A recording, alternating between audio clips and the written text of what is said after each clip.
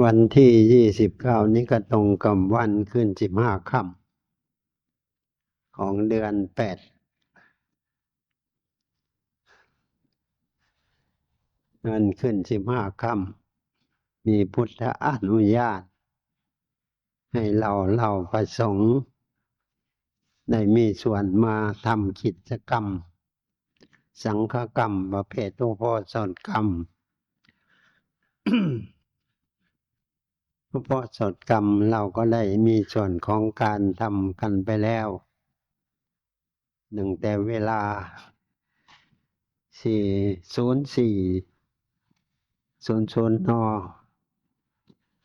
ใช้เวลาอยู่ประมาณชั่วโมงกว่าวันนี้ก็มีหน่วยงานผู้ให้ความสำคัญกับการมีส่วนของการอบรมบ่มเพาะเรียกว่าการส่งเสริมด้านอินทรีย์บารมีด้วยการเสียสละมาทำหน้าที่ในรูปแบบเรียกว่าเดินตามรอยของบุพการีเดินตามรอยของพระยุคลบาทอาศัยหลักไตรสิกขาเป็นส่วนประกอบไตรสิกขา3ศีลเจตนางดเว้นจากข้อที่ถือว่ามันเป็นสิ่งที่ไม่ควรการเบียดเบียนการทำลายการไม่ให้ความสำคัญกับสิทธิในการอยู่ร่วมกันเหล่านี้ก็เรียกว่าเป็นส่วนหนึ่งของการทวนกระแสไม่ได้ทำตามใจไม่ได้ทำตามอารมณ์อยู่ในรูปแบบเรียกว่ามีความไม่ประมาทเป็นที่ตั้งเพราะการมีส่วนของการปฏิบัตินั้นมันเกี่ยวข้องกับอริยบทคนเรามีส่วนเกี่ยวกับอริยบทร่างกายมีความสัมพันธ์กับอริยบทจะยืนก็ดีก็นั่งก็ดีก็นอนเดินก็ดีก็ต้องให้มีส่วนของการเป็นอยู่แบบไม่พะวงเรื่องอดีตไม่กังวลเรื่องอนาคตหน้าปรับตัวอยู่ในรูปแบบพระจันทร์วันเพ็ญพระจันทร์เต็มดวงทำนองนี้แหละศีลสมบัติศีลสมาธิความตั้งใจมั่นระบบความตั้งใจมั่นจะต้องมีกิจกรรมอันมีส่วนของการทำหน้าที่เรียกว่าภาวนาสมถะภาวนาวิปัสสนาภาวนาอารมณ์ที่ให้เกิดความสงบใจเราก็มักเอาส่วนที่มันมีส่วนกับสุขภาพมามีส่วนประกอบอย่างน้อยก็มรณสติร่างกายที่มีส่วนกับการเกิดการเสื่อมสลายมันก็ต้องมีส่วนประกอบแล้วก็เอาส่วนของความรู้สึกเหล่านี้มาสำนึกมาระลึกคนเรามันมีตายร่างกายอันเป็นส่วนหนึ่งของด้านโลกขันธ์ที่มันมีส่วนประกอบกับเซลล์ระบบเซลล์มันมีการตาย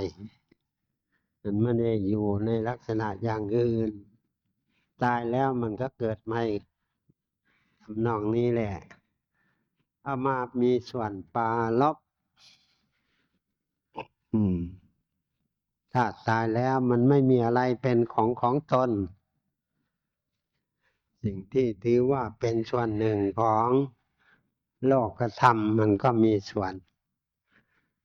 จะต้องมีการพัดพรากจากกันไปไม่มีอะไรทำนองนี้เอามาปรารภแล้วก็อยู่อย่างผู้ไม่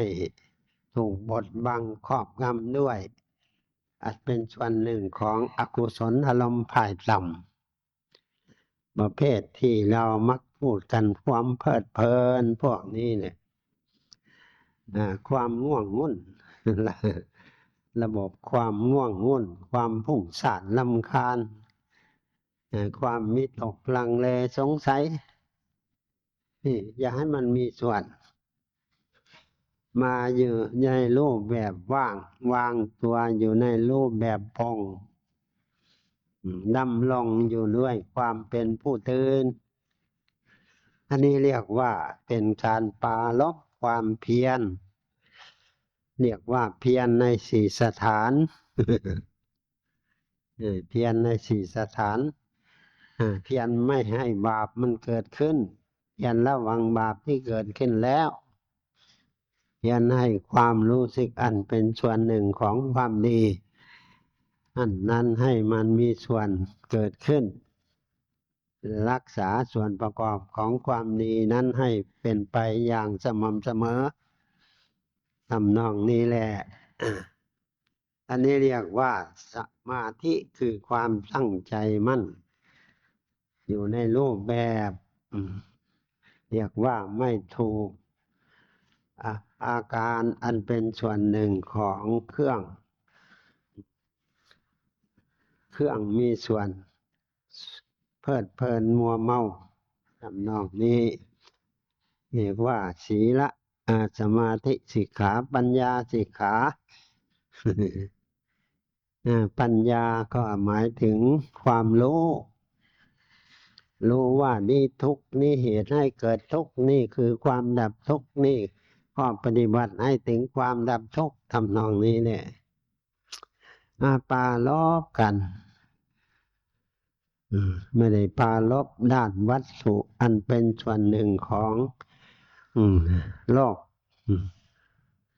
ปรารภในรูปแบบเรียกว่าสภาวะอันเป็นส่วนหนึ่งของภพภูมิอันนี้ก็ให้ความสำคัญกันดังนั้นวันนี้ก็ถือว่าเป็นการเวลาแล้วก็มามีส่วนทำหน้าที่ในการส่งเสริมให้มันมีส่วนเป็นองค์ประกอบทำตรงนี้แหละ อันนี้ผมก็มีส่วนไปเกี่ยวข้องกับมรณะสติคือกันสรีระอันมีส่วนเกี่ยวกับท่านหลวงพ่อนำหลวงพ่อบุญนำวัดโศกเสือท่านได้มรณภาพไปศพยังไม่ได้จัดการให้เรียบร้อยก็เลยว่าจะไปขอท่านอาจารย์หวันลูกศิษย์ของหลวงพ่อบุญนำนั่นแหละอันอยากให้ไปมีส่วนให้ข้อมูลบ้างก็เลยว่าเลิกจากนี้ก็จะเดินทางไปบรรจุศพกว่าจะถึงวันที่เราจะต้องจัดการให้มันเกิดความหมดสภาพเรียกว่าทำชาปนกิจกิจกรรมอันมีส่วนทำให้หมดภาระแต่ที่ท่านกำหนดกันไว้ก็ยังอีกหลายเดือนอันนี้ว่าจะไปเลิกจากนี้ก็จะเดินทางไปก็ใช้เวลาประมาณเกือบ2 ชั่วโมงบ้างอีก1 ชั่วโมงกว่าชั่วโมงกว่าจะถึงอันนี้ครับผู้ที่เราอยู่ก็มีมามีส่วนประพฤติปฏิบัติแล้วก็ร่วมกันทำกิจกรรมร่วมกันเพื่อเป็นกำลังใจจะเป็นการส่วนทำให้เกิดความรู้สึก ก็มีส่วนทำกันแบบทำให้ดูอยู่ให้เห็นเป็นส่วนประกอบจะได้มีอุปนิสัยอันเป็นส่วนหนึ่งของความเป็นผู้มีสติปัญญาจะได้อยู่ในรูปแบบเรียกว่ารู้